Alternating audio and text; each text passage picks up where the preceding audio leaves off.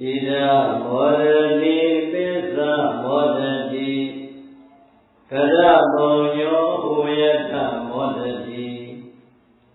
Domodati Boba modati Tidawa kama widodi madano Ida modani pisa modati Kada bonyo uyata modati Domodati Boba modati Tidawa kama widodi madano Bhikkhave Prita Viva Chita Chita Vido Kada Bonyo Kamu Kudo Pyuki Dware Bhogoti Ida Pisopanoga Ilu Moanale Modati Wan Yaw Wanda Bhyavabi Pisa Dhamano Loka Puno Moanale Modati Wan Yaw Wanda Bhyavabi Dhamana Kudo Kamu Pyuki Dware Bhogoti Adano Mimi Vidodata Shinsede Kana Kudo Kamu Dekawa Twilaitai Twimi Lomiyare Adwaja Modati Dekego Wamyaya Babi Pamodati Adudu Abyabya Amandagebe Wamyaya Babi Ilo Bhagava Bhuno Chopada Kempyasin Guromya Jidi Haosa Karuna Shikwa Vida Asin Vijado Bhuke Babi Dati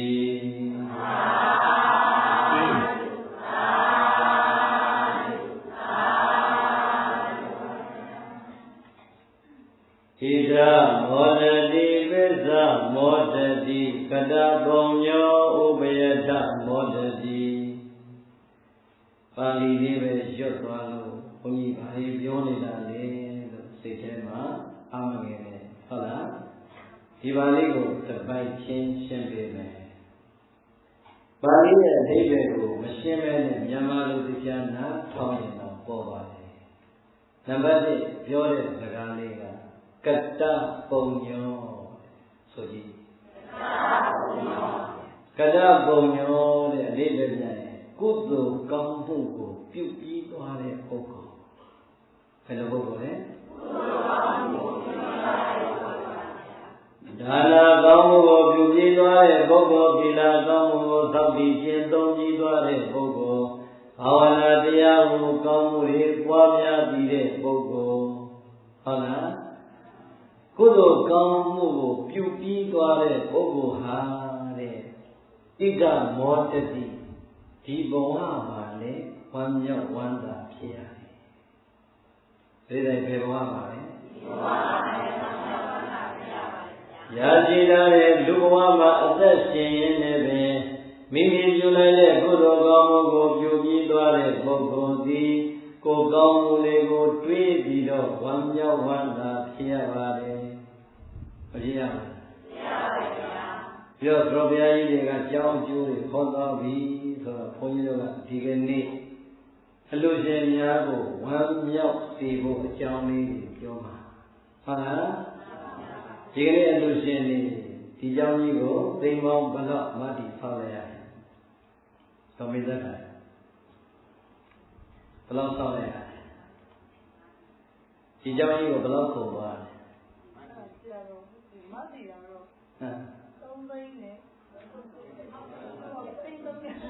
Say, go, yeah. Ella is your name. Tigani, Johnny, Viviga, they don't ya, Johnny, Muddy later, Johnny the song, T. Cannon, Boba. Bodani. Hatayama, Manane, Bahoniyama, Yogi, Nobasane, Mama, Messiah, Johnny, Chidan, be when I lay down, he Johnny go, Yenea, Yenema, Benedict. Young love. Illusion Joy, Honilo, your mom, Honilo, Mayata Siami. Children, go get done with Yoni, Sagara of Majorina, Dedicone. So the Villa Common, the game of Gigi Mamma, Honilo, Yoni. Hana, Hana, ကရဘုံရောကြောင်းအလုံးကိုလူတန်းပြီးသွားတဲ့ကုသိုလ်ကောင်းမှုရှင်များသည်ဣဒမောဒတိဟောဒီလောကမှာလည်းပင်မိမိလူတန်းထားတဲ့ကြောင်းကြီးကိုမြင်တိုင်းမှာဩသာသနာအတွက်သံဃာအတွက်ငါသည်ကြောင်းကြီးတစ်ဆောင်တော့ရအောင်လူတန်းနိုင်ခဲ့ပြီလို့ကိုအလိုလေးကိုတွေးတိုင်းမြင်တိုင်းကြားတိုင်းမှာဝမ်းမြောက်ဝမ်းသာဖြစ်ရပါတယ်။ဒါဘုရားမင်းရဲ့စကား။နောက်တစ်ဆင့်ဒီဘဝအတွက်ပဲဝမ်းမြောက်ရတာလားဒီလောက်သိန်း300ကျော်ကုန်ခန်းကျောင်းကြီးဒီခန်းထဲကြီးဆောက်ထားပြီးတော့ဒီတဘဝသာပဲလားဆိုတော့မဟုတ်သေးဘူးလေ။ဘေဇမောဒတိဒီဘဝကနေသိရင်တဲ့အချိန်မှာသိသွားပါစေ။ငါမှာကြောင်းရမ်းတဲ့အကြောင်းအကောင်းဆုံးအမြတ်ဆုံးဒါနကုသိုလ်ငါမှာရှိတယ်လို့ကြောင်းအလုံးကိုပြန်တွေးလိုက်တဲ့အတွက်ကြောင့်ဘဝသန္တရာခရီးမှလည်းပဲငါကောင်းတဲ့နေရာကြီးရောက်အောင်ပါသန္တရာခရီးအတွက်လည်းမသိခင်တည်းကကြိုပွင့်နဲ့ဝမ်းမြောက်လို့ရပါတယ်မရဘူးလားကျွတ်တော်အားလုံးတနည်းပါဖြစ်ဒီမှာဘိဒ္ဓရဲ့ရှိကလည်းသိသွားတဲ့ပုဂ္ဂိုလ်ရင်ကြောင့်များစွာရှိခဲ့ပါပြီနောက်ကလည်းကိုတို့လိုက်ကြရအောင်ပါနောက်မှကြံခဲ့တဲ့ပုဂ္ဂိုလ်တွေလည်းပဲနေရမယ်ဆိုတဲ့စကားအမြဲတမ်းသုံးလို့မရပါဘူးသိကြရမှာပါပဲရှိကသိသွားတဲ့လူတွေဘယ်လိုသိသွားသလဲကိုယ်ပံဝန်းကျင်မှာကျင်နေနေတဲ့မိတ်ဆွေငယ်ချင်းတွေဘယ်လိုကျင်နေနေကြသလဲဆိုတာလေးသိချာကြည့်ကျောင်းတရားကျောင်းအမဆိုတာလက်ချိုးတွန်းမရဘူးလားရတယ်ဒါကြောင့်ပြိဿတွေသူများတွေကိုပြန်ကြည့်လိုက်တဲ့အခါကျတော့ကိုရလိုက်တဲ့ကောင်းမှုကုသိုလ်သည်သာသနာတော်မှာအမြဲဆုံးကျောင်းအလုပ်ကိုလူတန်းလာရတဲ့ကောင်းမှုကုသိုလ်ရှင်ဒါကြောင့်ကတ္တပုံညောကုသိုလ်ကောင်းမှုကိုပြုပြီးသွားတဲ့ပုဂ္ဂိုလ်သည်ဣဒမောဒတိမိမိလူတန်းလိုက်တဲ့ဟောဒီကြောင့်ကိုကြည့်ပြီးတော့ဒီဘဝလေးဝမ်းမြောက်ခွင့်ရလို့နေပါရဲ့ပိဿမောဒတိသိရင်တဲ့အချိန်ငါသိပါစေငါအတွက်အကောင်းဆုံးဌာနကုသိုလ်တော့ကြောင်းအလိုပါသွားပြီလို့မသေးခင်ကြိုးပွိုင်လေးနဲ့လည်းဝမ်းမြောက်လို့ရပါတယ်ဝမ်းမြောက်ကြမကောင်းဘူးလား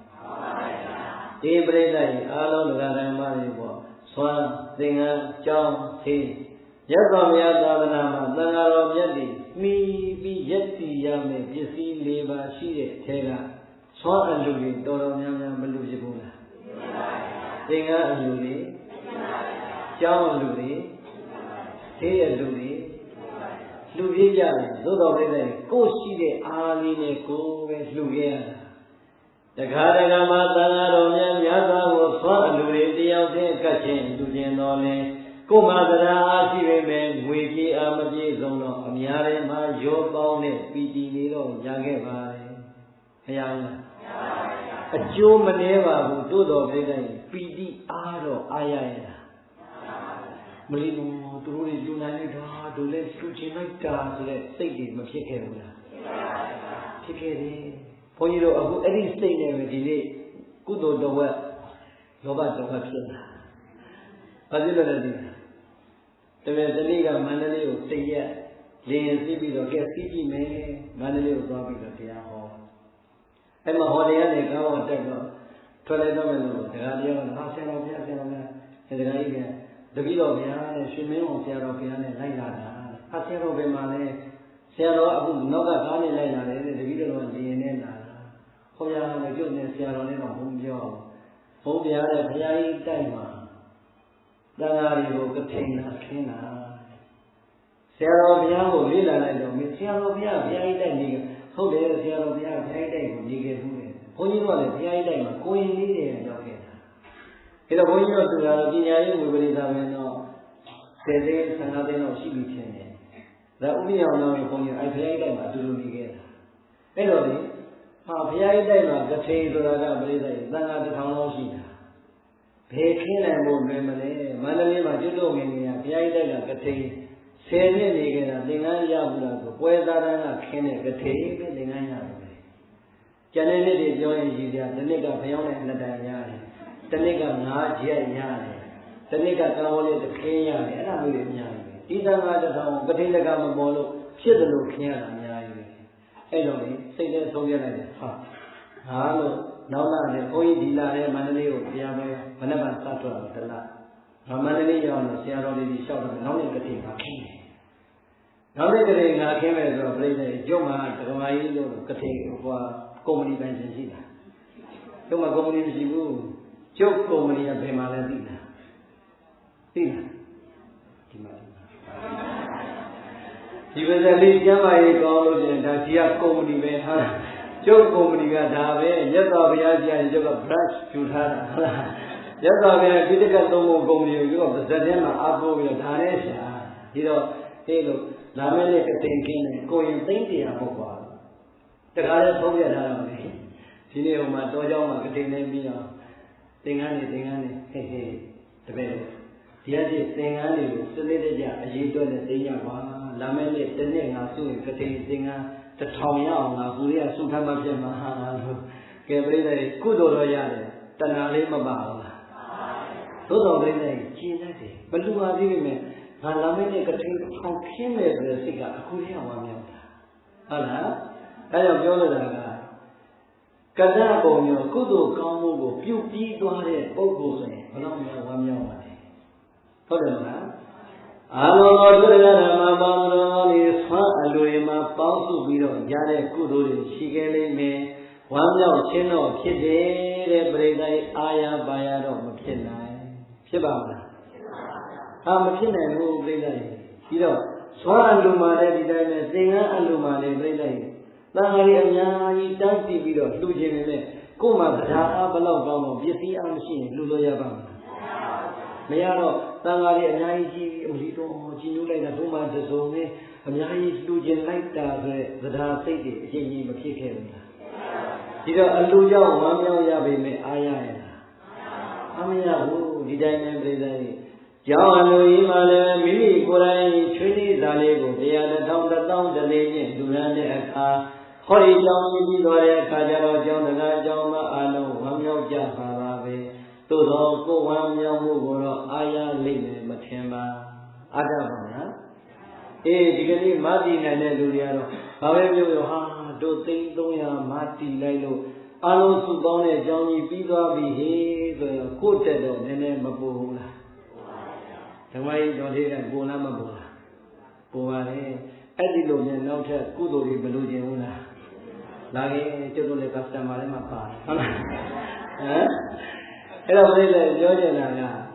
ကတ္တပုံရောကုသိုလ်ကောင်းမှုကိုပြုပြီးခဲ့မယ်ဆိုရင်တဲ့ဒီဘဝနဲ့ဝမ်းမြောက်လို့ရတယ်ဘဝသံဃာတော်လည်းဝမ်းမြောက်လို့ရတယ်ဒါလေးကိုမှတ်တာ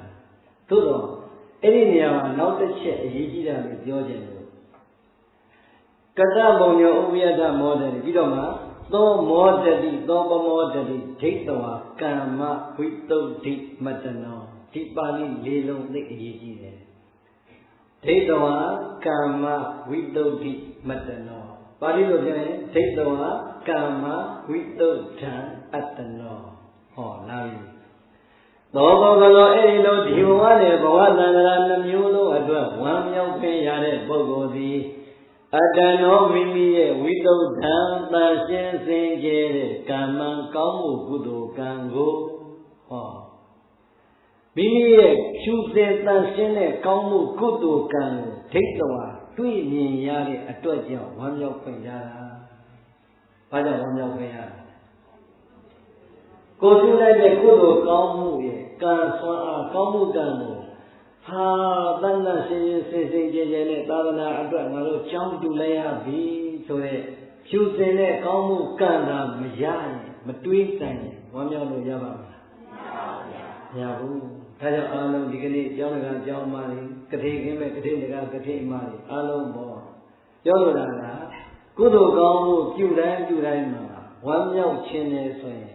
မိမိရဲ့ကုသိုလ်ကောင်းမှုသည်ဝိတုဒ္ဓံသန့်ရှင်းစင်ကြယ်တဲ့ကောင်းမှုကုသိုလ်ကံဖြစ်ဖို့လိုတယ်။ဘာဖြစ်ဖို့လိုလဲ။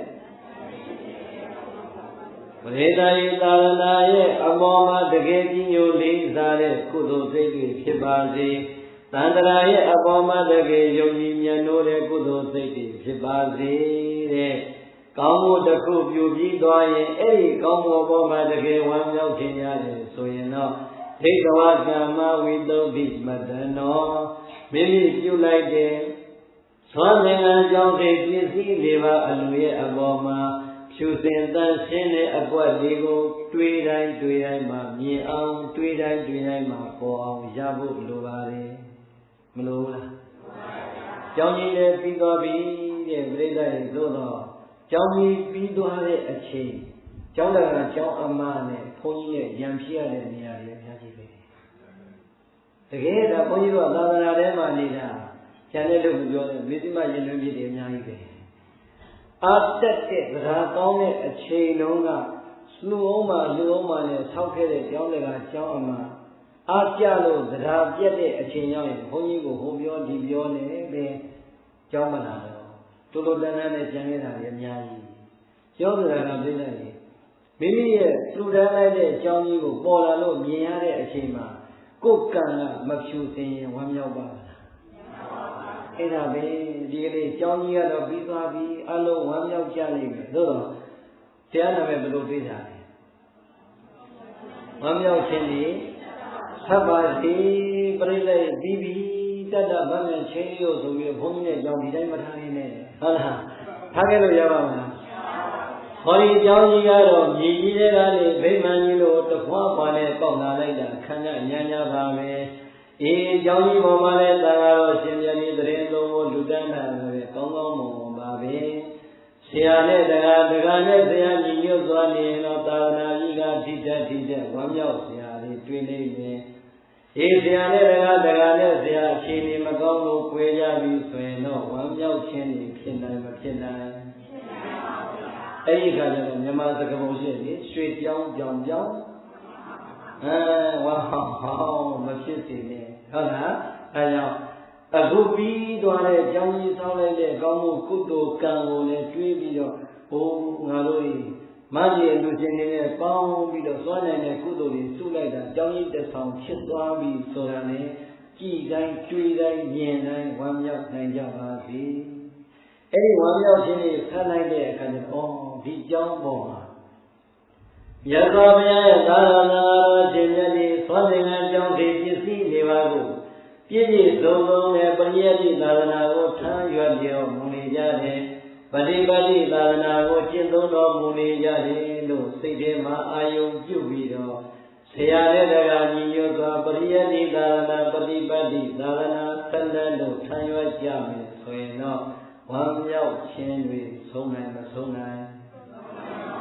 မဆုံးနိုင်ဘူးပြိတ္တိဝမ်းမြောက်ပြီးရင်ဝမ်းမြောက်မှာဟုတ်လားဒါကြောင့်ကတ္တပုံညောကုသိုလ်ကောင်းမှုကိုပြုပြီးသွားတဲ့ပုဂ္ဂိုလ်သည်နောက်ပါဠိလေးဆက်လိုက်အတ္တရောမိမိရဲ့ဝိသုဒ္ဓတာရှင်းစင်ကြတဲ့ကမ္မကောင်းမှုကုသိုလ်ကံကိုထိတ်တော်ဝါတွေးနိုင်တိုင်းမှတွေ့နိုင်တဲ့အတွက်ကြောင့်ကြည့်လိုက်တိုင်းမှမြင်နိုင်တဲ့အတွက်ကြောင့်မောဒတိဝမ်းမြောက်ဝမ်းသာဖြစ်ရပါ၏ပမောဒတိအထူးထူးအပြားပြားတကယ်ကိုပဲဝမ်းမြောက်ဝမ်းသာဖြစ်ရပါ၏ဝမ်းမြောက်ကြမယ်ဆိုတာဘုန်းကြီးတို့ယုံပါလေဝမ်းမမြောက်နိုင်ဘူးလားအေးဝမ်းမြောက်ကြမယ်ဆိုတာလေယုံတယ်ဝမ်းမြောက်မယ်ဆိုတာလေကိုယ်ချင်းစာပြီးတော့သိတယ်ဆိုတော့ဒီဝမ်းမြောက်ခြင်းလေးနဲ့ကျေနပ်သွားမှစိုးလို့ဟုတ်လားဒီကကျောင်းဆောက်ပြီးအနာတပိတတိကြီးတို့ပြိဿရဲ့မြတ်စွာဘုရားကိုဇေတဝန်ကျောင်းကြီးဆောက်ပြီးတော့ကြည်သက်ကြကဲအရှင်ဘုရားကြိုက်တယ်လို့သာသတင်းသုံးတော့ဘုရားဆိုပြီးတော့ထားခဲ့တာဟုတ်ရလားမနခင်မှာရာဟုသွန်လေးကိုလက်ထဲမှာကင်ပြီးတော့မြတ်စွာဘုရားရဲ့သံဃာတော်မြတ်တွေကိုရာဟုသွန်လေးကတ်တယ်နေမိလေခင်ရောက်တဲ့အခါကျတော့ပြိဿရဲ့နေစွမ်းနဲ့ကတ်တယ်ညနေချိန်ရောက်တဲ့အခါကျတော့အချွေမကံလေးနဲ့ကတ်တယ်အ ਨੇ ဆုံးအနာတဝိတတိကျောင်းကိုတစ်နေ့3ခေါက်လောက်တော့ရောက်တယ်ဟုတ်လားကျွတ်တို့ကျောင်းတွေကကျွန်တော်မှလည်းမတူဘူးလားဗျာကျွတ်ကြီးကပါလို့လားကျောင်းတစ်နေ့3ခေါက်ရောက်တယ်မို့လားဟောအရှင်ဘုရားတို့ကအားနေတော့မျောမှာပေါ့ဘုရားတပည့်တော်တို့ကစားစရာမရှိလို့ရှာရသေးတယ်ဘုရားတစ်နေ့3ခေါက်တော့မလာနိုင်ဘူးအဲ့လိုမပြောချင်ဘူးလား ပြောချင်နေတာကျုပ်ကပြောပြီးတာဒါပဲနာသမီးတတိကိုအားကြပြီးတော့တဏီသုံးကောက်မလာနိုင်တဲ့ဒုဒကာဒကမတွေဘာပဲပြောပြောမိုးကြိုးကြီးပြရပါစေတလသုံးကောက်တော့ရောက်မယ်ထင်တယ်ဘယ်နဲ့မိုးကြိုးနဲ့လည်းပြောလိုက်ရမလားတော့ဒလသုံးအောင်လည်းလာပဲလာကြလာခြင်းလည်းလာရင်များတော့လေအရှင်ဘုရားတဲ့မိကလည်းအခုမှသာပြီးတော့မှန်တာဖရာတော့ခြေကောင်းနေပြီဟုတ်လားမိကလည်းမှန်လာပြီဆိုတော့တပည့်တော်တို့အခုတော့ကြိုးစားပါမယ်အရင်လုံးကတော့မလာနိုင်ဘူးဖရာဒီသားစရာမေးစရာကြောင့်မအားဘူးပေါ့မပြောချင်ဘူးလားဒါဆိုရင်နှစ်လသုံးကောင်းတော့ရောက်မယ်တင်မိုးလျောင်ဟောတယ်မရဘူးသုံးလသုံးကောက်ဆိုရင်ဒီကောင်ချခြင်းတော့ချမဝင်နဲ့အဲ့တော့ပြိဿရေပြောနေတာအဲ့ဒါပဲအခုကြောင်းကြီးလူနိုင်တဲ့ကုသိုလ်ဝမ်းမြောက်ဖို့အလွန်ကောင်းတယ်ဘုန်းကြီးတို့ကဘုန်းကြီးဆိုတော့ဘုန်းကြီးတစ်ပါးရဲ့နေရာမှာခံစားချက်ကထူးပြီးတော့ကိုကျင်းစာပြီးမေးနေကြမလို့ဟုတ်လားအခုဘုန်းကြီးတို့ရဲ့တောเจ้าမှာကျောင်းနေဆောင်းနေတာတချို့ကပြောနေဘုန်းဝင်များလိုက်တာကျောင်းတဲ့ဆောင်တော့သိန်း320လောက်ကျတယ်။ညာမှာဘုရားစဆောင်တယ်ကအပြင်ဘက်ကလည်းကြောင်ပြားကအတွင်းထဲမှာလည်းအေကွန်ပန်ကအကုန်ကြောင်ပြားကခင်းကြရကျွန်းကြလို့ခင်းဒီကျုံကအိမ်သာလည်းအကုန်လုံးဒီအကုန်လုံးအကောင်းကြီးလုပ်တာ။ဘယ်ရမလဲသူတို့ကသဒ္ဓါပေါက်တာဒီချိန်လောက်ပေါက်တာပြည့်ပြစ်ထားခဲ့တာ။ကိုယ်ကတစ်လုံးနေရမှာပြည့်တဲ့အတွက်မိန်သိန်းအတွက်တခါနဲ့အကောင်းကြီးလုပ်ထားတယ်။အဲ့တော့နောက်နှစ်20ဒီကြောင့်ပြင်းပြကုန်မလို့ကိုလည်းနောက်နေရနှစ်20စိတ်ပေါ့ဟုတ်လားအဲ့တော့ပြောလို့တာကပြိဿကြီးကျောင်းကြီးတွေထောက်တာတော့သာဓုခေါ်ဖို့အလွန်ကောင်းဝမ်းမြောက်ဖို့ကောင်းတယ်သို့တော်လေအဲ့ဒီကျောင်းကြီးဟာသာသနာကတန်လာပြီကျောင်းတော်ကကျောင်းမှာပုံမှာတကယ်အားကိုးရတဲ့အလူမျိုးဖြစ်ဖို့လိုတယ်ဟုတ်လားပြီးရင်ဆက်ကြည့်ဒီကနေ့ကျောင်းအလူကပြိဿကြီးဌာနရဲ့သီလရဲ့ဘာဝနာရဲ့ဆိုတဲ့ပရိယတ္တိသာသနာကပြီးတဲ့အရေးကြီးတဲ့စကား၃ချက်ထဲမှာဘယ်ထဲမှာပါတယ်။ဘာကုသိုလ်တွေပါတယ်။ဒါနကုသိုလ်ပဲရှိသေးတယ်ပြိဿကြီး။ဒါနကုသိုလ်ကိုကျောင်းတကာကျောင်းမာတွေကခြေခြေဝုန်းပြည့်ပြတ်သားသားနဲ့ကျောင်းအလူရှင်ဖြစ်အောင်လှူတယ်။အဲဒီကျောင်းပေါ်မှာနေနေတဲ့သံဃာတော်အရှင်မြတ်တွေကလည်းဒီတိုင်းအိတ်လိုက်စားလိုက်နေတာမဟုတ်ဘူးတဲ့ပရိယတ္တိသံပေတွေသင်တဲ့ကိုယ်တော်သင်တယ်ရိတ်တာဆိုရင်ပฏิပတ်တိတရားတွေအားထုတ်တယ်ဆိုတော့သူရောသူ့အလုံးနဲ့သူမရှိဘူးလားသူ့အလုံးနဲ့သူရှိတော့ပြည့်တဲ့ပရိယတ္တိစာပေတွေသင်ရင်းနဲ့ပဲပฏิပတ်တိနေပဲတရားဓမ္မရှုတဲ့မှတ်တဲ့ပဲကူးသွားတာပဲဒီတိုင်းပဲကျောင်းတကာကျောင်းမာတွေကလည်းပရိယတ္တိစာသင်ပေးလိုက်တဲ့ဒုသံဃာလေးတွေကြီးလာရင်ဒီသံဃာလေးတွေဟောမဲ့ပฏิပတ်တိအကျင့်တွေကိုနာကြားရင်းနဲ့လက်တွေ့ကျင့်သုံးဖို့ဘာဝနာဆိုတာမလိုလားလို့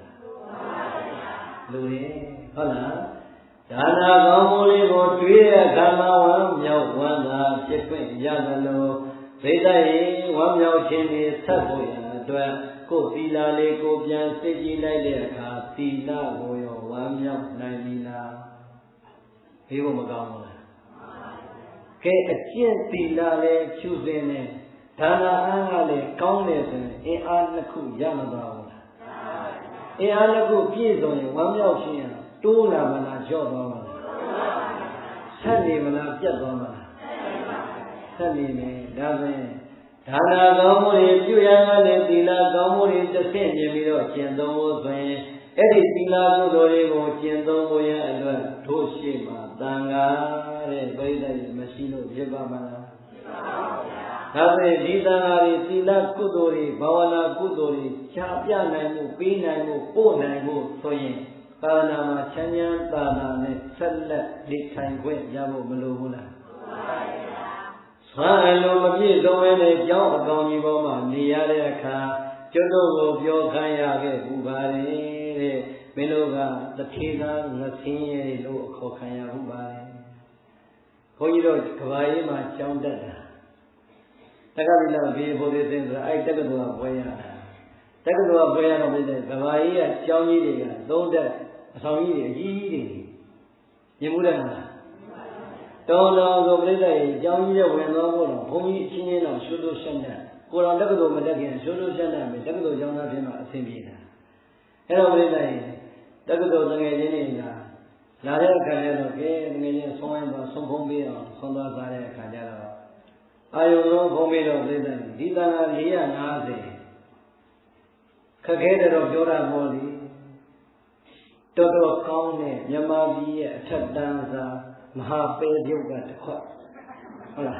ခက်ခက်နေနေပြောရမှာမြန်မာပြည်ကအထက်တန်းစားလာတဲ့မဟာပဲပြုတ်ကတစ်ခွက်မပြီးရောကေပြီးမုံကျွလို့ကျတဲ့တစ်ခွက်တမန်တော်အာယုံတို့အတွက်ရက်တိဝေယအတွက်နေတိုင်းအဲ့ဒီပဲပြုတ်နဲ့ငပိကျော်ကျွလို့ကျတဲ့ဒီလိုကြီးကြည်ကြဲပြန့်နဲ့ဖုံးပေးကြရတယ်အပြင်မှာကျောင်းမှာနေတဲ့တငယ်ချင်းတွေကျွလို့ဒီနာတော့ပြောတယ်မင်းတို့ကကွာကျောင်းကြီးကြီးတော့တတိသားကြီးတွေပါကွာမင်းတို့ကတတိသားဆင်းရဲသားတွေပါကွာအဖေကတော့တတိသားမင်းတို့ကဆင်းရဲသားတွေပါလေဒီတိုင်းကြီးပဲစားတာလေငယ်ချင်းတို့အဲ့မင်းတရက်လာလို့တွေ့တာပါနှစ်ရက်လာတော့တစ်နှစ်လုံးနေလည်းဒီတိုင်းပါပဲဟုတ်လားပြောကြတာပြတဲ့ရင်ကျောင်းကောင်းကောင်းတော့ရနေပြီဒီသံဃာတော်ရှင်မြတ်တွေလည်းဒီဝမ်းကိုပဲအမိပြုဒီခန္ဓာကိုခွန်အားနဲ့ဆွမ်းအားနဲ့ပဲပရိယတိပฏิပတ်တိအားထုတ်ရတာဆိုတော့ဆွမ်းကောင်းကောင်းရောမလို့ဘူးလားဟာပြိဿရေဆွမ်းကောင်းကောင်းဆိုရင်သင်္ကန်းကောင်းကောင်းလေးရောပါမပေးလို့ရပါမလားဒါကြောင့်ဓမ္မကြီးတော်သိခိုင်ကျောင်းကြီးတော့ပြီးပြီဆိုပြီးတော့မြန်လက်ပြမသွားနဲ့ဝမ်းမြောက်ခြင်းတွေဆက်ဖို့ဆိုရင်သင်္ကန်းလည်းမရှားသေးနဲ့ဆွမ်းရဆွမ်းလည်းမရှားသေးနဲ့ဆေးလည်းပဲထောက်ပံ့ပြီးတဲ့အဲ့ဒါဆိုရင်ခမည်းဒီတဲ့ဝိသခာနဲ့ညီမတော်ပြီးတော့အနာတပိနဲ့မောင်နှမဖြစ်နေပြီအဲ့ဒီလိုမှမဟုတ်ဘူးဆိုရင်တော့ကျောင်းတက္ကမတော့ကျောင်းတက္ကမပဲသို့တော်ပြိတ္တကြီးဝိသခာနဲ့ပြည့်မဲ့ဘုပ္ပတိကခြားနာတဲ့ကျောင်းတက္ကမဖြစ်သွားမယ်ဟုတ်လားပြောချင်တာအဲ့ဒါပါပဲဝမ်းမြောက်ခြင်းတွေဆက်ဖို့ဆိုရင်ဒါနတဲ့မြင့်တဲ့သီလလေးနဲ့ကြိုးစားပါဒါပေမဲ့သီလနဲ့မြင့်တဲ့ဘာဝနာတရားဘဝတစ်ခုရတဲ့အချိန်မှာအနှစ်တစ်ခုအနေနဲ့မရှာလို့ရပါမလား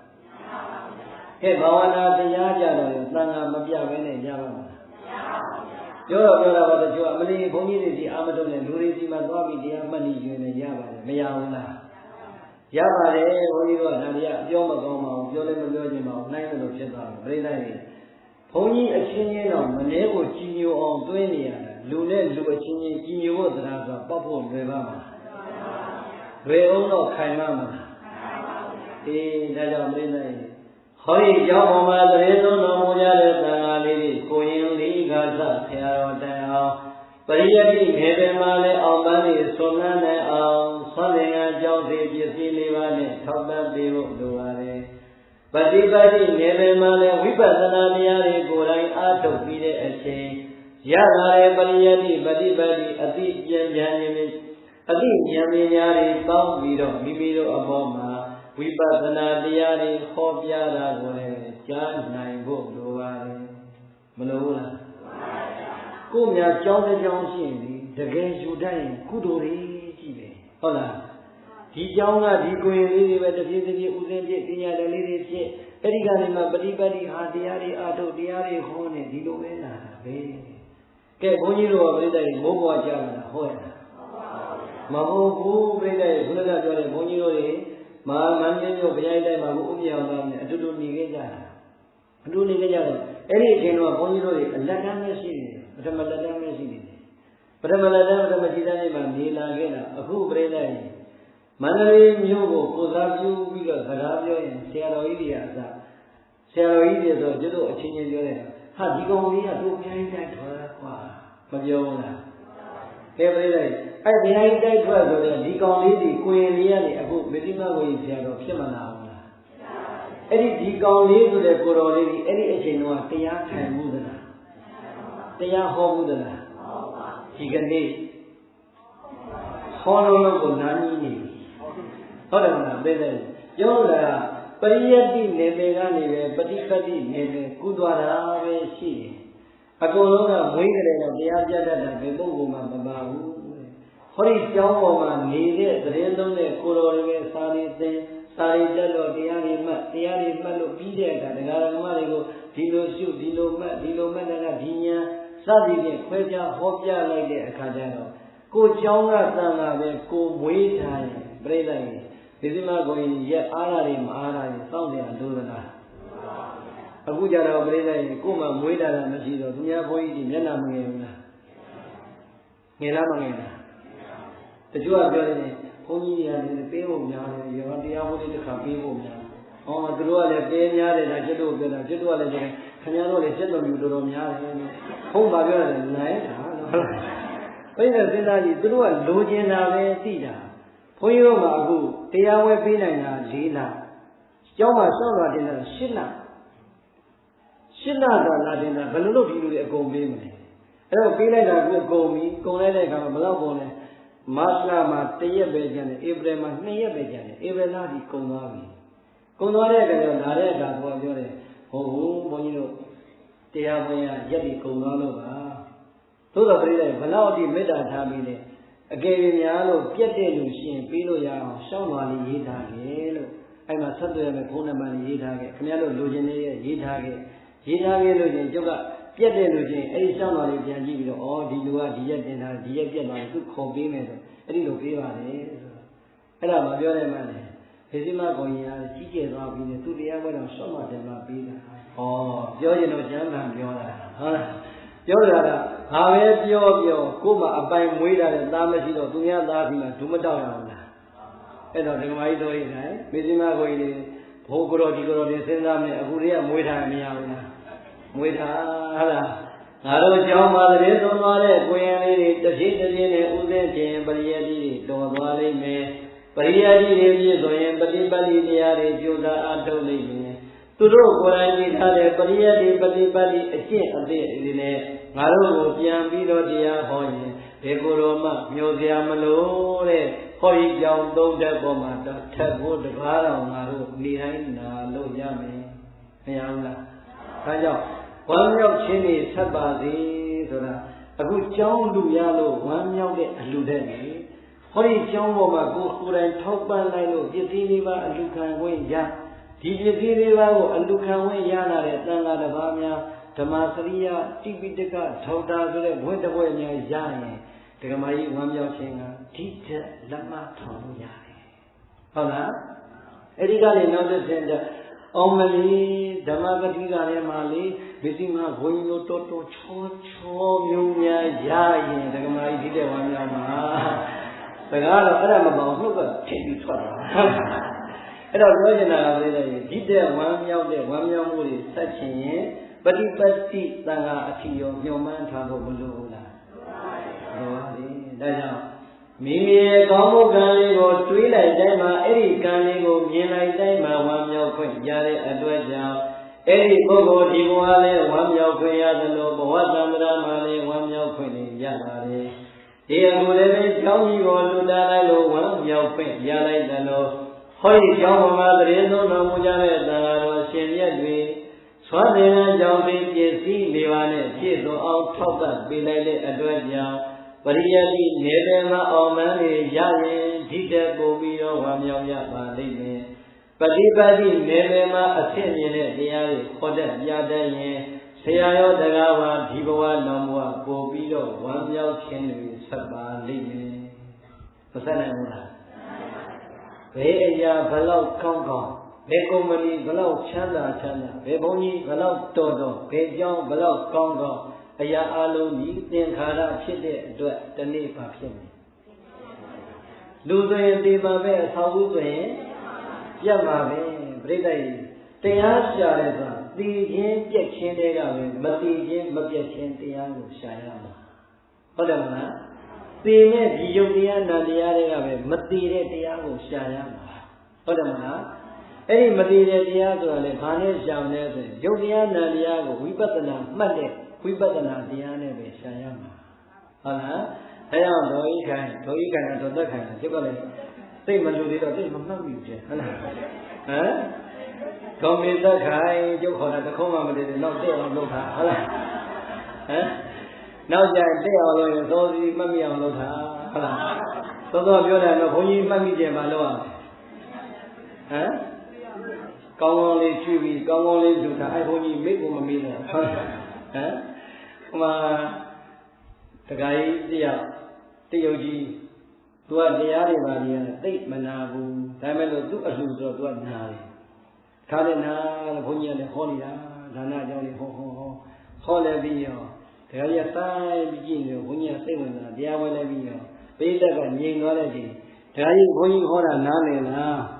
နားလည်ပါလေတဲ့ဩဘယ်လိုနားလည်လို့နောက်ပူတူအောင်ဟောတာမလားဟုတ်လားနောက်ပူတူအောင်ဟောတာမလားအခုလည်းပဲပြိတ္တအဲ့ဒါပဲမှတ်မိကျင်တော့အဲ့ဒါပဲဟုတ်လားပြောချင်တာကပြိတ္တဘယ်ကုသိုလ်ဘလောက်မြတ်ဘာဝနာကုသိုလ်တဲ့မြတ်ပါမလားမမြတ်ဘူးဒါကြောင့်ဘာဝနာကုသိုလ်တဲ့မမြတ်တဲ့အတွက်အဲ့ဒီဘာဝနာကြီးဘုန်းကြီးရောလူရောရှိကိုရှိရမယ်ရကိုရသွားရမယ်တဲ့ရကိုရသွားရမှာဖြစ်တဲ့အတွက်ဒါနဖြင့်ဝမ်းမြောက်မှုပို့ခြင်းသည်သီလကုသိုလ်ဒီကနေ့ဥပုံလေးတော့ပြည့်တယ်။နောင်လည်းဥပုံလေးတွေရှိရတဲ့ခါမရှိဘူးလား။ရှိရတဲ့နာလေးနာပဲရှိနေ။ဥပုံလေးတွေတရက်ကိုယ်တရားလေးနဲ့ကိုယ်တော့ဘယ်သူမှမတိုက်တော့သေးနဲ့ကိုယ်တရားလေးနဲ့အိုးဒီနေ့တော့ငါဥပုပ်သီလာလေးရဲ့အကျိုးကိုရအောင်သီလာလေးကိုတကယ်ကိုရိုးရိုးသေးသေးနဲ့ကျင့်သုံးအောင်ပါပဲဆိုအဲ့ဒီသီလာကိုမိုးလင်းကမိုးချုပ်စနစ်တကျနဲ့တကယ်တရားတရားထက်ထက်တန်တန်နဲ့ကျင့်သုံးနိုင်လို့အိယာဝင်တဲ့အချိန်ကိုယ်သီလမကျိုးမပေါက်မပြောင်းမကြားပဲနဲ့ဥပုပ်သီလလေးပြည့်စုံသွားတယ်ဆိုရင်ပြိဿအဲ့ဒီပီတိဘလောက်ချမ်းသာလဲဆိုတာကိုယ်တိုင်ရှာကြည့်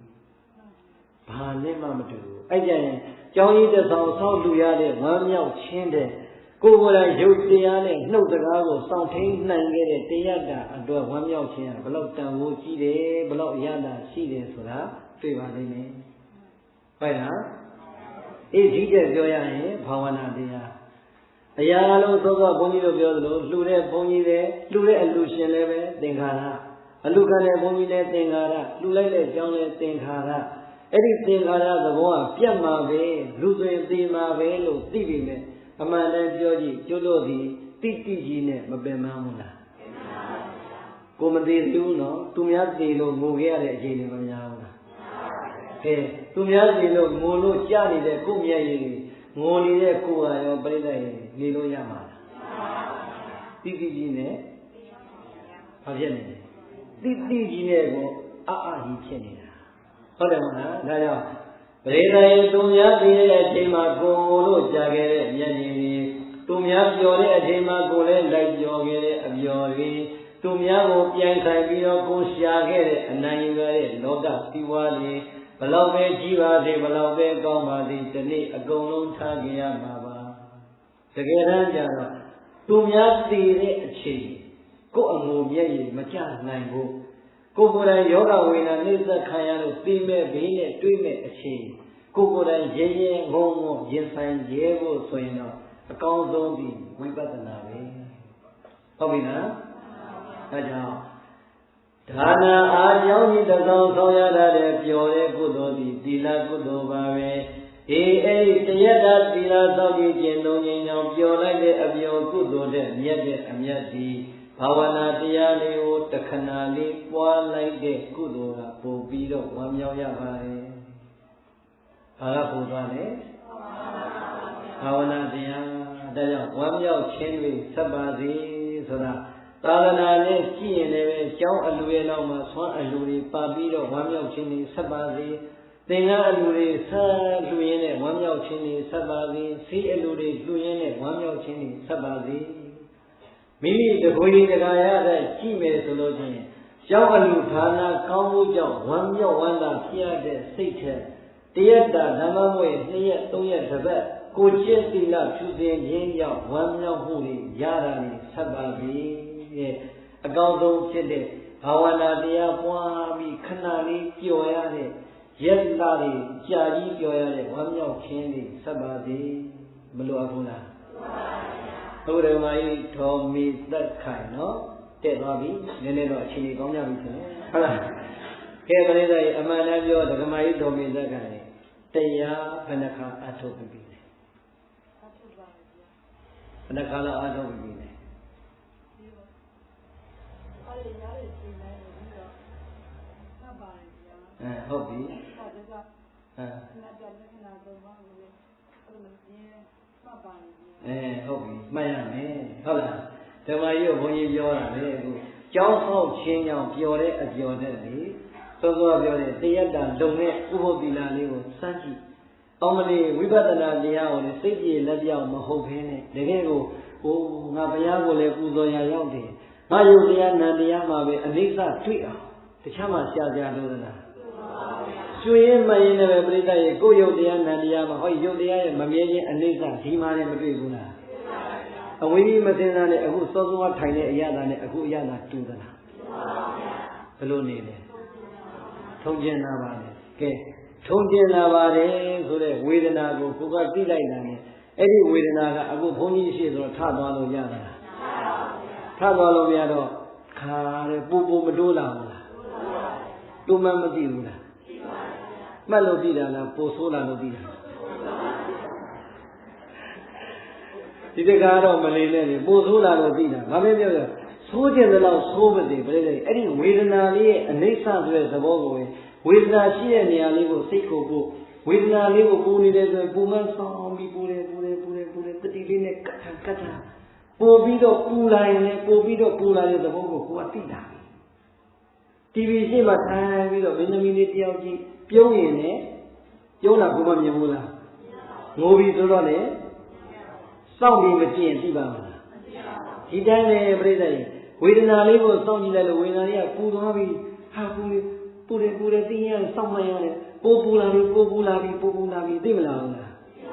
ဟာပူလာကိုသိရင်လည်းပူလာမတယ်ပူဟောရောသွားပြီဆိုတော့မသိဘူးလားအဲ့ဒီလိုကိုမှတ်ရင်သိတဲ့အသိဖြစ်ပါစေနာရင်ကြောက်လို့အသိမဖြစ်စေနဲ့ဟုတ်လားတပြေးနဲ့ဝေဒနာကဘတ်ဆိုပျောက်သွားတာရောမရှိဘူးလားအမှန်ကပျောက်သွားတာဟုတ်ရဲ့လားခန္ဓာရှိရင်ဟောဒီဘက်ကပူနေတာကလည်းဓိတက်ဆိုတဲ့ကိုယ်သာဆိုဝေဒနာပေါ်လာတော့ဒီဘက်စိတ်ရောက်သွားတော့ဒီမှာကြံနေတာအဲ့ဒါနဲ့စိတ်ကပြတ်သွားဝေဒနာအနိစ္စဝေဒနာဟာမမြဲဘူးဆိုတာရှင်းလိုက်တာစောစောကပို့တိုးလာတယ်နှောက်လျှော့သွားတယ်အမေအခုလုံးဝပျောက်သွားပြီဆိုတဲ့ဝေဒနာရဲ့အနိစ္စသဘောလေးတောင်တတိလေးနဲ့ဆွဲပြီးတော့ခန္ဓာမှာပြတဲ့အချိန်လေးရအောင်မှတ်ရင်အနိစ္စသူများမှာရှားလို့သလားဘယ်မှာရှိလဲဒါပဲဒုက္ခသူများမှာရှားလို့သလားအခုအမှန်တမ်းပြောအခုချမ်းသာလားဆင်းရဲလားဟောတာတော်ကြီးလေသဘောပေါက်တယ်ဒီရတဲ့ဒီခွေးရှားနေတာဟာဟိုမှာမိနစ်40ပြည့်တော့မယ်ဒီရတဲ့ခွေးရှားနေတာဆင်းရဲတယ်တဲ့ကိုယ်ကအမှန်တိုင်းပြောတာဟုတ်လားဘာဖြစ်လို့ဆင်းရဲတာအရှင်မယားပြောတဲ့အတန်လေးကြားရတာတော့နည်းနည်းတော်ပါလေအရှင်မယားမလာခင်ထိုင်ဆောင်နေရတာကတော့တော်တော်လေးကိုညောင်းလှပါပြီဟုတ်တယ်ဆင်းရဲနေပြီမို့လားဒီပါလေအလိုက်ကြည့်တဲ့ဓမ္မဂတိကဘယ်တော့မှနာမည်မကျဘူးလေဟုတ်လားကျုပ်ကအရင်တော့အရှိကြီးဟောတာနာမည်လည်းကြီးလာတော့အခုတဏှာကြီးပဲဟောတော့တယ်ဘာလို့လဲအခုကျတော့တူမှကြိုက်တာဟုတ်လား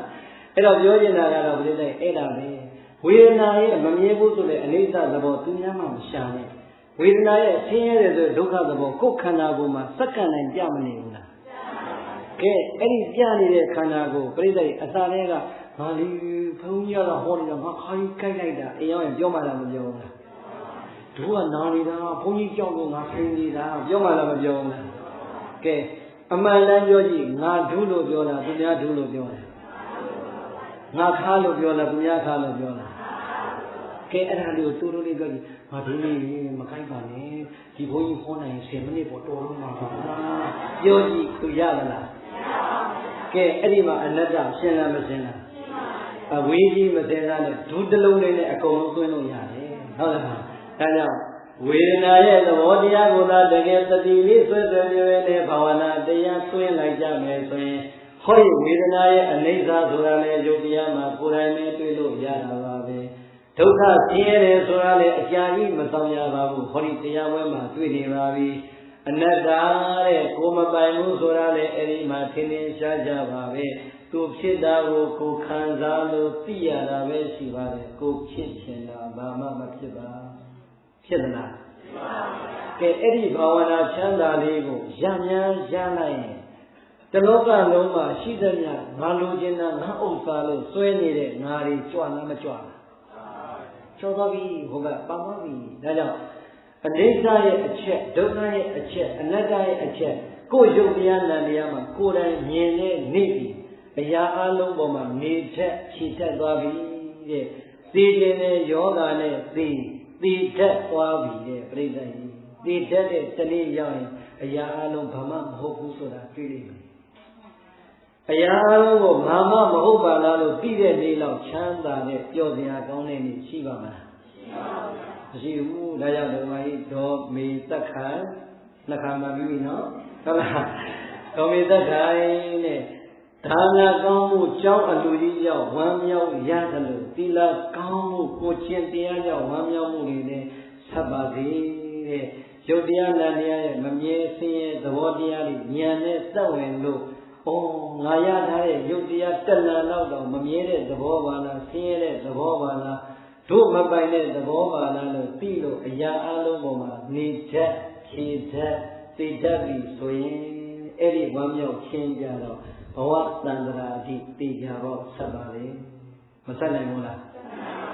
အဲ့ဒီကုသိုလ်မျိုးတွေရောမလိုဘူးလားဒါကြောင့်တရားနာမယ်ပါတယ်လေဝမ်းမြောက်ခြင်းတွေဆက်ပါစေဆိုတာခင်ဗျားတို့စကားနဲ့တည့်တည့်ပြောရင်ဒါလေးနဲ့ရေနဲ့မနေနဲ့တရားအားထုတ်အောင်လို့ပြောတာဟမ်ရှင်းပြီလားအေးအဲ့ဒါကိုရှင်းတဲ့ရှင်းအောင်ဇာတ်ကြောင်းလေးတစ်ခုထိုးရင်စောစောကပြောထားတယ်မဟာဓမ္မိကဥပါဒကဆိုတာပြိဿကြီးရက်စွာဘုရားကိုသိကြည့်ကြတာသာဝတိမှာဥပါဒကပေါင်း900ရှိတဲ့အထက်ကအဲ့ဒီမဟာဓမ္မိကဥပါဒကကြီးကသူကအကြီးဆုံးဖြစ်လို့သူ့ကိုမဟာထည့်ခေါ်တာဟုတ်လားအဲ့တော့မဟာဓမ္မိကဥပါဒကကြီးတို့တယောက်တယောက်မှလည်းတပည့်တွေ900နဲ့သာဝတိမှာဥပါဒကကြီးဘုရားကြောင့်တက်ရသော်ဘုရားကိုပူဇော်တရားကိုနာကြသာတော်ရှင်မြတ်တွေကိုခုလိုပဲသွမ်းသင်္ကန်းကြောင်းစေပစ္စည်းလေးပါးနဲ့လှုပ်ကြွေးလူရန်ပြီးတော့နေကြတာနေရင်လည်းပဲပြိဿကြီးရုပ်တရားနာတရားဆိုတာကုသိုလ်ပြုတဲ့လူရောကုသိုလ်မပြုတဲ့လူရောအချိန်တန်တော့အိုချိန်တန်တော့နာချိန်တန်တော့သိချိန်တန်တော့မရိသူအကြောင်းရင်းသောတာကသူ့တော်ခဏနေဟိုလိုလေးအရင်အိုလို့ရပါမလားဟာသူတို့တော့ခဏထိန်းတောင်းမယ်နောက်သာသနာမှာလှုပ်ခိုင်းအောင်မယ်သူတို့အရင်နာခိုင်းရပါမလားမရဘူးပြိဿရဲ့ဘုရားတကာအကြောင်းတကာမပြောနဲ့မြတ်စွာဘုရားတော်အိုချိန်တန်တော့နာချိန်တန်တော့ဟောလွန်တော်မူချိန်တန်တော့တတ်တော်ရှိတယ်ပဲဒီလောက်ပဲနေသွားရတာဟုတ်လားဒီတော့ဒီတိုင်းပဲမဟာဓမ္မိကဥပဒကကြီးမြတ်စွာဘုရားထံမှာနေတိုင်းပစ္စည်းလေးပါးနဲ့ထောက်ပံ့ရင်းနဲ့ဘုရားကိုတရားနာသံဃာတွေလှုပ်ကြွေးနေရင်ကတနေ့ကျတော့ပြိဿကြီးဉာဏ်ပြောရရင်နောက်ဆုံးသေဂာနီးခံစားရတဲ့ယောဂပေါ့ဗျာကိုကိလို့ပြောရင်တော့ဘာယောဂပြောမလဲဘာပြောအတဲ့ကြီးပဲစီဖို့ဆိုတော့သိကြမလားကဲစားဆိုတော့ဘာမှမကြောက်ပြောကြတာကနောက်ဆုံးသေတော့မဲ့သေဂာနီးဆဲဆဲအိပ်ရတဲ့နေတဲ့ယောဂရပြီတဲ့နေ့စဉ်သွားနေကြစေသွန်ကျောင်းကိုမသွားနိုင်တော့ကြောင်မသွားနိုင်တော့နဲ့ဒါကြောင့်ပြိဿစဉ်းစားတော့ဘုန်းကြီးကျောင်းလေးများသွားမယ်ဆိုလို့ချင်းတွန့်နဲ့အလူဖိတ်တာလေးရောက်ရင်တော့မပြောဘူးလားရှင်နေကောင်းပြီမနက်မှတွေ့ရမယ်ဟုတ်လားအဲ့တော့ပြိဿဘုန်းကြီးကျောင်းများတွန့်မလုံးနဲ့ကိုကသွားနိုင်တဲ့အချိန်လေးသွားမှဘုရားဖူးတရားနာသံဃာလူကျွေးခွင့်ရတာအဲ့ရတဲ့လဲပြီဆိုတော့ရသေးလားဒီမှာတတ်တော်ထင်ရှားဘုရားအစ်စ်ဒီမှာတရားအစ်စ်ကိုနာကိလေသာကင်းတဲ့ယန္နာပေါင်းမြောက်များစွာအထိလှုပ်ကြွေးပဲရတဲ့ဓမ္မိကဥပါဒကအဲ့ရတဲ့လဲပြီဆိုတော့စိတ်ဆင်းရဲတယ်ဟောငါเจ้าကိုမတော်နိုင်တော့ဘူးဘုရားကိုလည်းငါဖူးမဲ့မရနိုင်ဘူးတရားကိုလည်းနာကြခွင့်မရနိုင်သံဃာတော်မြတ်တွေကိုလည်းလှုပ်ကြွေးခွင့်ငါမရနိုင်ဝမ်းနေလားသို့တော်လည်းယန္နာသုံးပါးကိုတကယ်ယုံကြည်အားကိုးတဲ့ပုဂ္ဂိုလ်ဆိုတော့လေစိတ်တက်တော့မကြဘူးဒါတော့သမီးတို့မြတ်စွာဘုရားကိုသွားလျှောက်ပါခွင့်တပည့်တော်ဒီဓမ္မိကဥပါဒကကြီးတော့အဲ့ရလဲလဲပြီဗျာရှင်ဘုရားကြောင်းမလာနိုင်တော့လို့တပည့်တော်တို့အိမ်ကိုတရားဟောဖို့တန်ခါလွတ်ပြီးပါလို့အဖေလျှောက်ခိုင်းတယ်လို့သွားလျှောက်ပါခွင့်ဥပါဒကကြီးမလုပ်ချင်တရားနာခြင်းနဲ့ပြောသားတဲ့သမီးရလည်းအဖေစကားနာထောင်မြတ်စွာဘုရားကသွားလျှောက်မြတ်စွာဘုရားကအေးဥပါဒကကြီးဟုတ်တာပေါ့ခ ခါရနဲ့သူကြောင်းကြီးမှလာပြီးတော့တရားနာနေကြအခုနာကျင်မှာပေါ့ဆိုသံဃာတော်အရှင်မြတ်တွေကိုလွတ်သံဃာတော်အရှင်မြတ်တွေကလည်းဓမ္မိကဥပဒကကြီးအိမ်ကြွဥပဒကကြီးကိုဘေညာဝန်းရံခြေကောင်းရင်ဝန်းရံပြီးတော့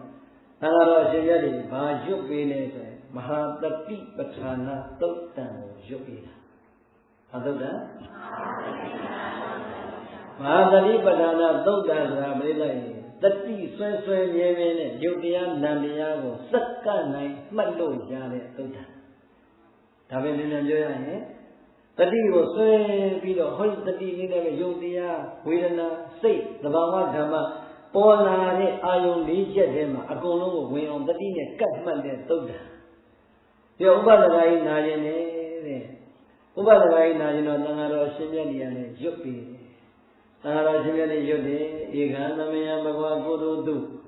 တခါတည်းရွတ်လိုက်တာရွတ်ရင်းနဲ့သံဃာတော်အရှင်မြတ်ကြီးလည်းရွတ်လို့ကောင်းနေတဲ့အချိန်ဥပဒကကြီးလည်းမျက်စိလေးမိတ်ပြီးနာကြားလို့ကောင်းနေတဲ့အချိန်ပြိဿရေနတ်ပြည်ကနတ်တွေကလည်းကြည်တယ်နတ်သားတွေတော့မဟုတ်နတ်သမီးတွေဘယ်လိုလဲဒီတက္ကမတွေနတ်ပြည်ရှိလှုပ်ရှားတာကြည့်ပြီးဘာလို့တယ်မလဲဟေးလူပြိုကြည်သားရေ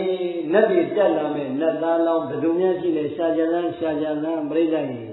တယ်လီစကုပ်နဲ့ရှာကြလာမယ်အမလီအမားကြီးတွေးပြီးဓမ္မိကဥပဒကကြီးအေးရတဲ့လဲနေပြီအဲ့ဒီပုဂ္ဂိုလ်သိရင်နတ်ပြင်မှာသိကြပေါ့ကြည့်လိုက်တော့ဟေးအမလီဟေးသူတော်ကောင်းနတ်ဘုရားတကာနတ်သူနိုင်ကလတ်မပွားဘူးဟုတ်လားအဲ့တော့ဘုရားတကာနတ်ပဲဒီနတ်သားများတို့စီရောက်လာရင်ရှင်းပဲဒီတော့မင်းတို့သွားကြအခုတည်းကသွားဆောင်ကြဆိုပြီးတော့တရားနဲ့တရားပြောလိုက်တာဖြည့်ကြတော့ပြိဿရေနတ်ပြည်၆တက်ကနတ်သမီးတွေသူ့နတ်ပြည်နတ်ကိုနတ်ပြည်အကုန်လုံးလက်သားရှာပွေဆင်းနေတာအကုန်လုံးသွားတွေ့တယ်ဟတ်တော်ရင်းသားလည်းတွေ့ရမှာလည်းနတ်ပြည်၆တက်ကအကုန်လုံးမြင်တဲ့အခါကျတော့ဟေးသွားကြမယ်ပြိဿရေ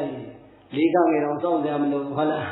တခါတည်းကိုနတ်ရထားနဲ့ဟောကြတယ်ဓမ္မိကဥပဒကဟိုမှာဇက်ငယ်အေးရတဲ့တရားနာနေတဲ့ပုဂ္ဂိုလ်အိမ်ခေါင်မိုးပေါ်ကနေသွားတောင်းရန်ကနေနတ်ချင်းချင်းတော့မြင်ရတာပေါ့လူကတော့ဘယ်မြင်ရမလဲသို့တော်ပြိဿရေနတ်အနာနဲ့ဥပဒကကိုနားထဲမှာပို့တယ်ဥပဒကကြီးဘာလုပ်နေတာလဲတရားနာနေတာကိုပြပြိဿရေမြန်မာနိုင်ငံအတွင်းနဲ့တည်ပူတဲ့တာတယ်ဒါကြလည်းဘာလို့လဲအိုဓမ္မိကဥပဒကကြီးရဲ့မြေအိုးနဲ့တွေ့တင့်ခန္ဓာကိုယ်ကြီးကိုတွေ့တာလို့မနေပါနဲ့꿰တော့မှာပါအောင်မလေးရွှေအိုးနဲ့တူတဲ့ကျမတို့ရဲ့နတ်ခန္ဓာလေးကိုမြန်ရအောင်မြန်လေးလာသိလိုက်ပါတော့ဘာမှအမငယ်တဲ့ဥပဒကကြီးတဲ့ရှင်သင်နတ်ပြည်ရောက်မှာအောင်လေးကျမတို့ကရှေ့ကိုဗိမာန်ကြီးနဲ့ပြုစုရဖို့စောင့်နေတာကျွတ်တို့လက်ပြာလေးနန္ဒုံဥယျာဉ်ကြီးလည်းရှိတယ်အမလေးကျမတို့လည်းတူကုန်းကစားမယ်ပေါ့တော်ကြပါတော့တဲ့နားတွေလည်းကြီးပြီးတော်ကြတော့ငါနဲ့မနာခင်းနေဆိုတော့ဘုန်းကြီးတွေလက်ကိုခေါ်တော့ခြေခေါ်တော့ခေါ်တော့တရားရှိမခေါ်နေဟောပြန်လွတ်နေပြီဟုတ်လားအဲ့တော့ဘုန်းကြီးတွေလည်းအလိုက်ကားလို့သိပြီးနေပေါ့လေအလားလေးပြန်သွားတယ်တရားနာနေတဲ့သာသမီတွေလည်းမျက်နှာပူပြီးဟောတော့အဖေကအရင်တုန်းကတရားမျက်နှာရရင်ပြောနေတာမိလေးမျက်နှာပြီးသူနဲ့ငါနဲ့လူနေရတယ်အခု तू ကတော်ပြီတဲ့မလီဘုန်းကြီးတွေအာနာဖို့ကောင်းလိုက်တာဆိုသာသမီတွေလည်းမျက်နှာပူဘုန်းကြီးတွေလည်းပြန်ကြွသွားဘာလို့သွားလဲကျုပ်သာလည်းမသိလို့မကြွသေးတာဟုတ်လားအဲ့ကြတော့ပြိဿရေဘုန်းကြီးတွေလည်းကြွသွားတဲ့အခါနတ်ပြနတ်သမီးတွေနဲ့ပဲမိပြတ်သွားတာလားမောသွားတာရက်သွားတဲ့အခါကျတော့ဥပဒကမျက်စိတွေဖွင့်ပြီးဟာသံဃာတော်ရှိတဲ့တကယ်ကြွသွားပါဘူးဟာတယ်အဖေဘယ်ကြွမလဲအဖေလုံးတော့မျက်နှာပူကိုကောင်းလိုက်တာအဖေပဲတော်ရပါတော့နားတွေလည်းကြီးလာပါကြံရပါတော့ဆိုတော့ဘုန်းကြီးတွေလည်းပြန်ကြတာပေါ့တောင်းတဲ့သမီးတို့ကလည်းအဖေမပြောပါဘူးအဖေဘာလို့မပြောပါလဲအဖေကိုယ်တိုင်ပြောလို့ကျုပ်တို့တော့စိတ်ပူလို့မျက်နှာပူလို့အဖေဘယ်လိုလုပ်လိုက်တာလဲပေါ့